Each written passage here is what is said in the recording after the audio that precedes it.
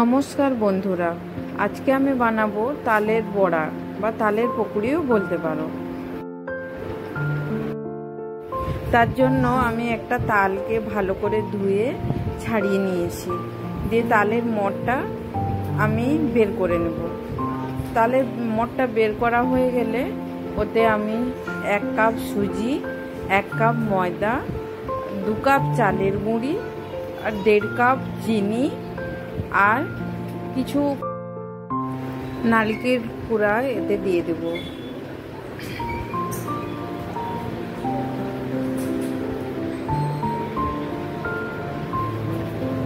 দিয়ে ভালো করে মাখিয়ে নেব।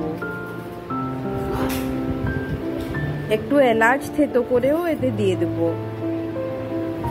দিলে খেতে বেশ টেস্টি লাগে। ভালো করে মেখে ওটাকে 30 মিনিট মতো রেখে দেব। তারপরে কড়াইতে সাদা তেল দিয়ে আমি ভালো করে গরম করে নিয়েছি। তারপরে পকোড়ির শেপ দিয়ে আমি ভেজে নেব। মিডিয়াম ফ্লেমে এপিট ওপিট করে ভালো করে ভেজে নিতে হবে, যতক্ষণ না পকোড়িগুলো লাল লাল হয়ে যায়।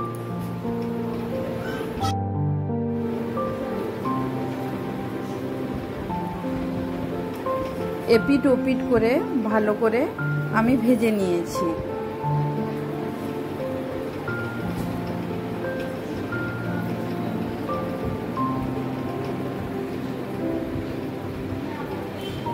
ব্যাস রেডি আমার তালের বড়া বা পকোড়ি।